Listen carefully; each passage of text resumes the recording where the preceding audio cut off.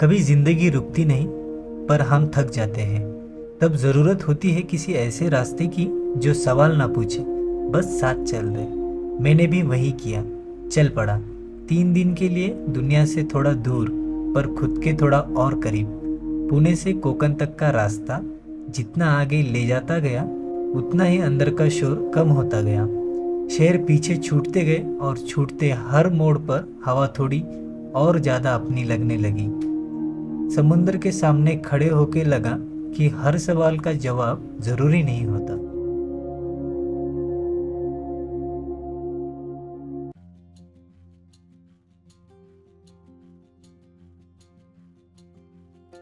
Hello दोस्तों, आज शुरू हो रही है हमारी कोकण जर्नी का डे 1। और हाँ, ये मेरी पहली सोलो बाइक ट्रिप होने वाली है। मेरे लगेज में है सिर्फ एक बैग और एक ट्राइपॉड। आज पहली बार मैं बैग को बाइक पर बंजी कॉर्ड से माउंट कर रहा हूँ। आई होप अच्छे से टाइट बैठ जाए। हमारा लगेज सेट हो चुका है।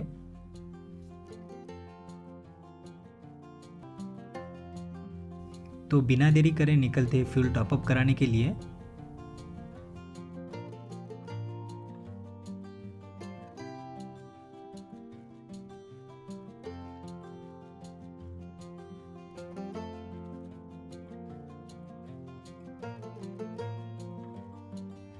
हेलो दोस्तों, मैं हूं प्रतीक और आप सभी का स्वागत है मेरे व्लॉग में।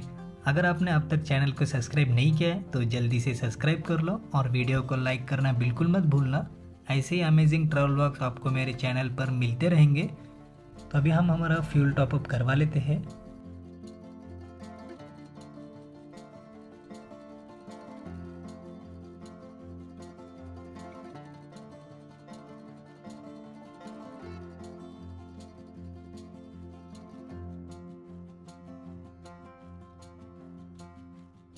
हमारा फ्यूल टॉपअप हो चुका है। हम जाने वाले हैं तामिनी घाट से होते हुए गणपतिपुळे।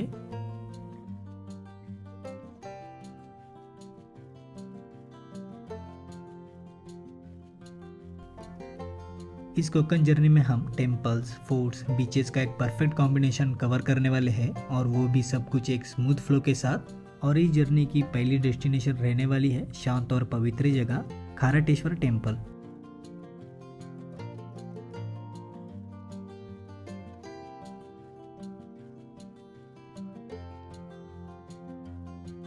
हिंजोड़ी से थोड़ा आगे बढ़ते ही मुझे एक कार एक्सीडेंट दिखाई देता है। ऐसे मोमेंट याद दिलाते हैं कि राइडिंग के दौरान हमारी स्पीड हमेशा हमारे कंट्रोल में होनी चाहिए।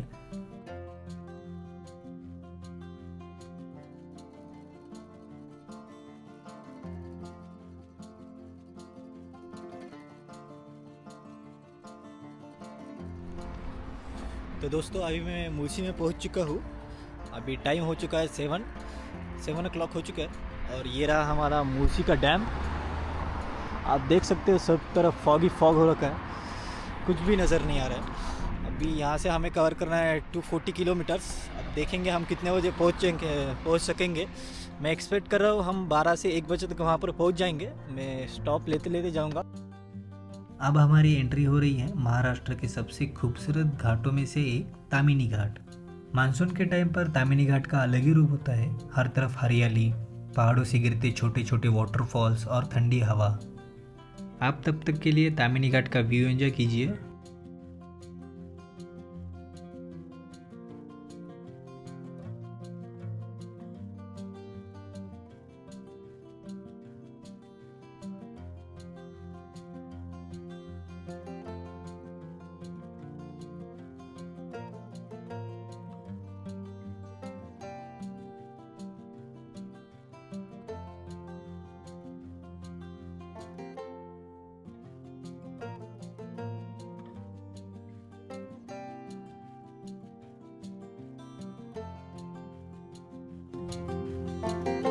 तामिनी घाट क्रॉस करते ही सीन एकदम चेंज हो चुका है। चारों तरफ इतना फॉग हो गया है कि सामने का रोड भी मुश्किल से दिखाई दे रहा है। यह राइड एडवेंचर भी थी और पीसफुल भी।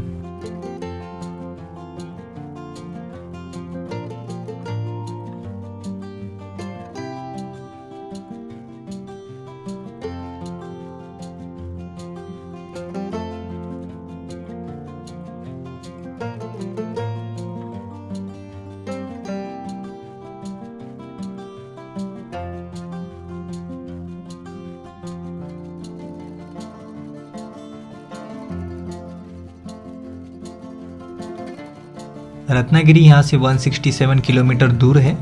रत्नागिरी हम डे 2 में कवर करने वाले हैं और आज का हमारा पूरा फोकस गणपतिपुळे पर रहेगा। अभी भूख काफ़ी लग चुकी है, इसलिए मैं ब्रेकफास्ट के लिए कहाँ पर ब्रेक लेता हूँ। तो दोस्तों अभी मैं कोलकपुर में रुका हूँ ब्रेकफास्ट के लिए। यहाँ से रत्नागिरी लगभग 127 किलोमीटर दूर है। थोड़ा फ्रेश होकर चाय नाश्ता करके फिर सीधा निकलेंगे हम कोकण के इस खूबसूरत सफ़र पर। मैंने ब्रेकफास्ट में ऑर्डर किए गर्मा गर्म आलू के परोठे, कोकण की राइड और सिंपल सा एक देसी ब्रेकफास्ट एक परफेक्ट कॉम्बिनेशन है।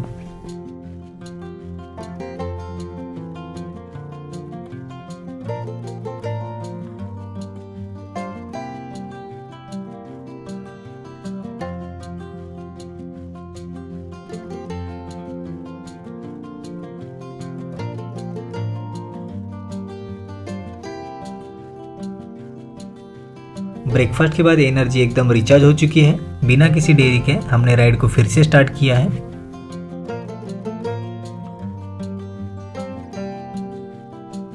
अब मेरे सामने है मेरा फर्स्ट टनल एक्सपीरियंस। मैं पहली बार किसी टनल के अंदर जा रहा हूँ।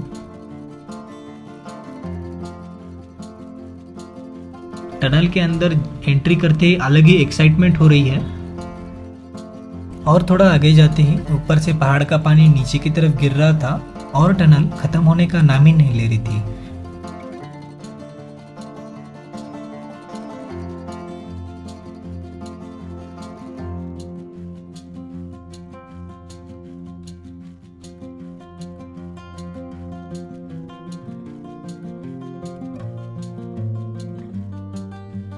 कुछ देर राइड करने के बाद धूप काफ़ी तेज़ हो गई थी, तो सोचा एक छोटा सा ब्रेक ले ले और मैं यहाँ पर रुक चुका हूँ बादाम शेक पीने। दिल में जो हलचल है वही तो जिंदा होने की निशानी है। जो ठहर गया वो किस्सा है, जो चल पड़ा वही कहानी है। तो इसी के साथ मेरा बादाम शेक का ब्रेक पूरा हो चुका है। अभी हम तैयार है एकदम एनर्जेटिक मोड में गणपतिपुळे की तरफ जाने के लिए।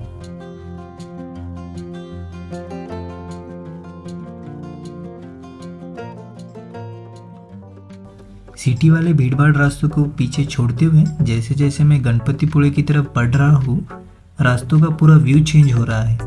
अब जाके मुझे फील हो रहा है कि मैं प्रॉपरली कोकण में एंटर कर रहा हूँ।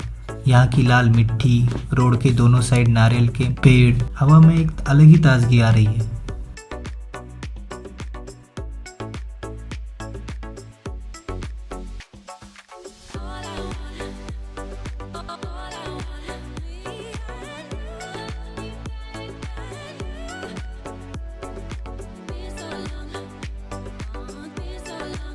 जा रहे हैं अभी खराटेश्वर, यहाँ से 37 किलोमीटर दूर है। हम अभी मंडाल से निकल चुके हैं। हम मंडाल में मैंने स्टे लिया था 5 मिनट के लिए।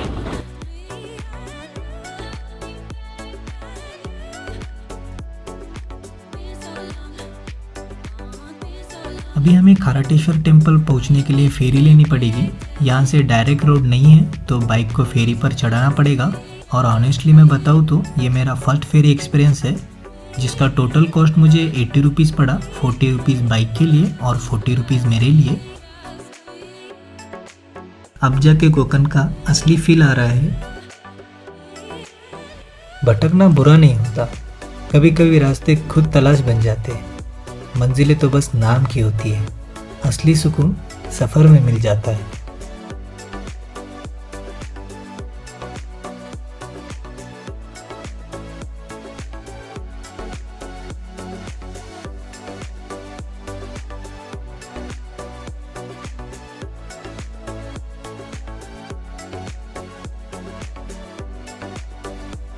अभी खराटेश्वर टेम्पल यहाँ से सिर्फ 5 मिनट के डिस्टेंस पर है, तो चलो बिना देरी करें सीधा मिलते हैं खराटेश्वर टेम्पल।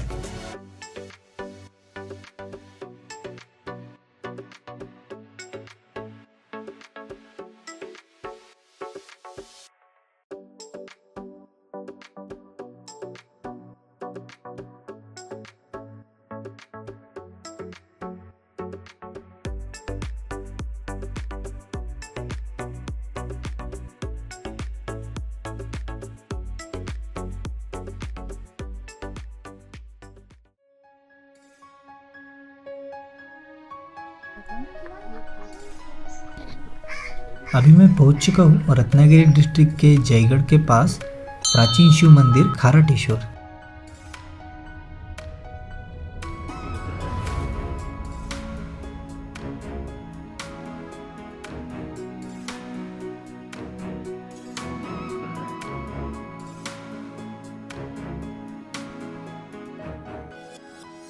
तो दोस्तों अभी मैं हूँ कोकन के खराटेश्वर मंदिर के पास। कहते हैं गोपालक की गाय रोज जंगल से निकलकर यही एक पत्थर पर अपना दूध छोड़ देती थी। जब मालिक ने पीछा किया तो वहां मिला स्वयंभू शिवलिंग।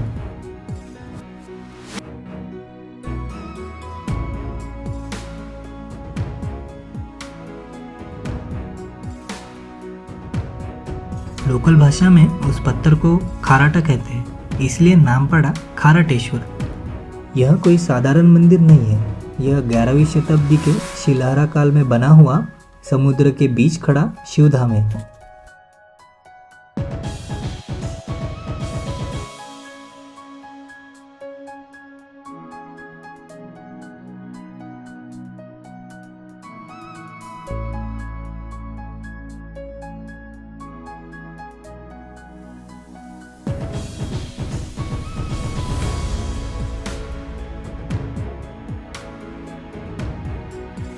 सबसे बड़ी बात यह है कि एक तरफ खारा समुद्र का पानी और बस 10-15 कदम दूर गौमुख से निकलता हुआ मीठा पानी का झरना।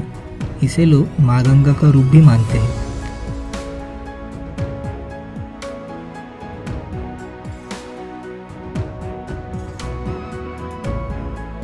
एक तरफ बहता हुआ अनंत समुद्र और दूसरी तरफ गौमुख से निकलता हुआ पवित्र मीठा पानी। शायद इसी जगह को देखकर समझ आता है कि प्रकृति और भक्ति का संगम कैसा होता है।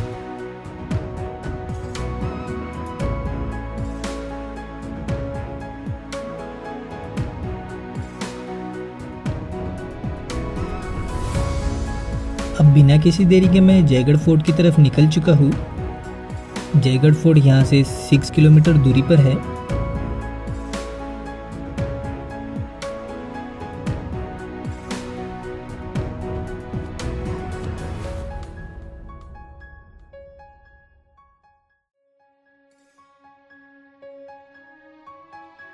कोकन के इस कड़े पर खड़ा है जयगढ़ फोर्ट। एक ऐसा फोर्ट है जो सिर्फ पत्थर का स्ट्रक्चर नहीं बल्कि समुद्र का खामोश पहरेदार है। 16वीं सेंचुरी में बिजपुर सुल्तानत ने इसे बनाया था ताकि कोकन के इस तट पर नजर रखी जा सके। यह फोर्ट ट्रेड रूट को प्रोटेक्ट करता था और दुश्मन के शिप को दूर से स्पॉट कर लेता था। फोर्ट लगभग 13 एकड़ में फैला हुआ है। बड़ी पत्थर की दीवारें और खुफिया रास्ते, सब कुछ एक कुरनल युद्ध नीति का उदाहरण है। अंदर आज भी हमें गणपति मंदिर देखने मिलता है।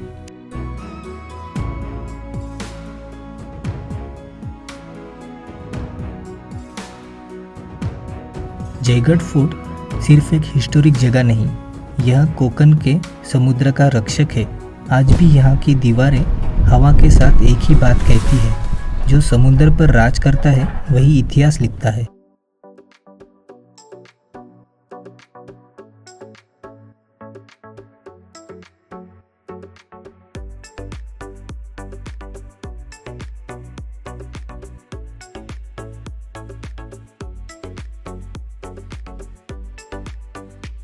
जैसे ही मैं जयगढ़ फोर्ट से निकलता हूँ, कुछ दूर आगे बढ़ते ही मुझे ये सुंदर सा व्यू दिखाई देता है। एक तरफ लंबे लंबे नारियल के पेड़ और दूसरी तरफ गहरा नीला समंदर और बीच में मैं मेरी बाइक के साथ।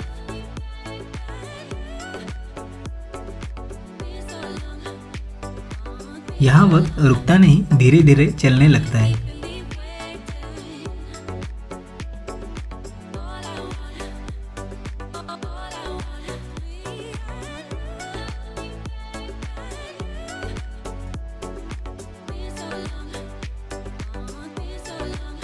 यहाँ पर शहर जैसी भागदौड़ नहीं है, वक्त थोड़ा धीरे धीरे चलता है और शायद इसीलिए यहाँ इतनी राहत मिलती है। और गणपतिपुर यहाँ से 18 किलोमीटर की दूरी पर है।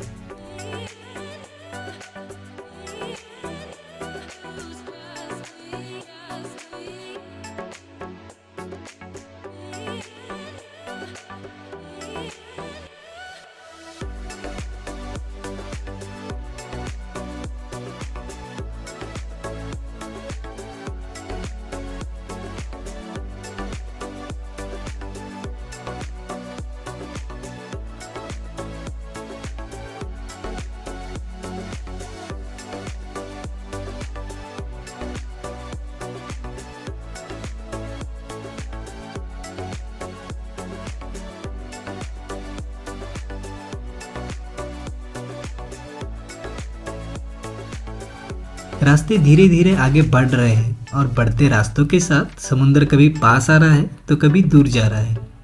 तो चलिए सीधा मिलते हैं गणपतिपुळे में।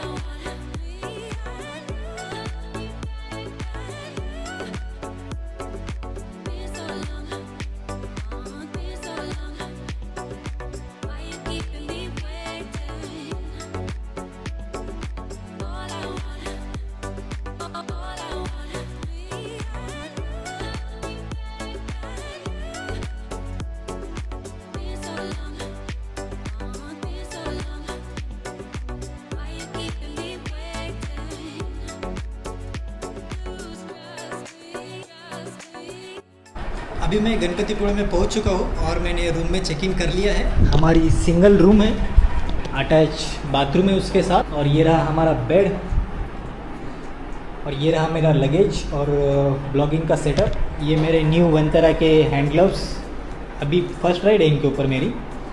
तो अभी मैं पहले फ्रेश होऊंगा, फ्रेश होने के बाद हम गणपतिपुळे टेम्पल कवर करेंगे, उसके बाद गणपतिपुळे बीच कवर करेंगे।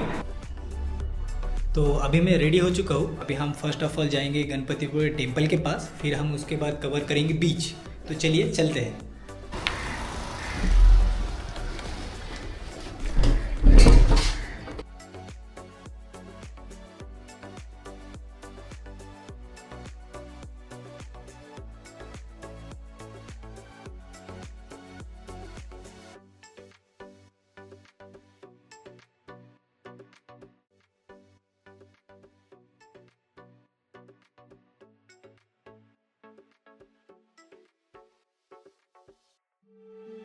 मैं गणपतिपुळे टेम्पल पहुंच चुका हूँ। आज भीड़ काफ़ी ज़्यादा है।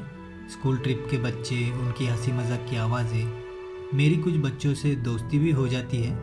फिर हंसी मजाक और पता ही नहीं चला कब लाइन ख़त्म हो गई। मंदिर के अंदर कैमरा अलाउड नहीं है, लेकिन आपके लिए मंदिर के बाहर का शांत और भव्य व्यू।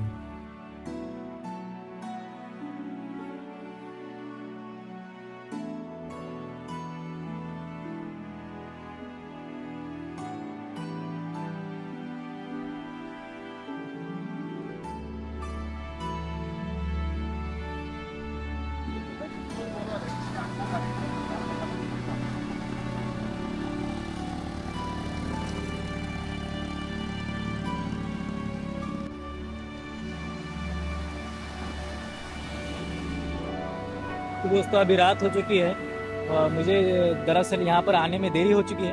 मैं ट्राई करूँगा कल सुबह भी यहाँ पर आऊँ, तो देखेंगे क्या होता है कल सुबह।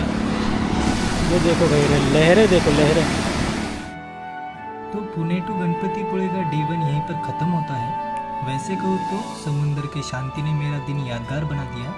कल का सफ़र अभी बाकी है डे 2 में, और अभी नए रास्ते, नए व्यूज़ और नए एक्सपीरियंस हमारा इंतज़ार कर रहे हैं। अगर आपको जर्नी पसंद आ रही है तो चैनल को ज़रूर सब्सक्राइब कीजिए ताकि अगले ब्लॉग्स मिस ना हो। तो मिलते हैं कोकण के डे 2 में, तब तक के लिए कीप एक्सप्लोरिंग।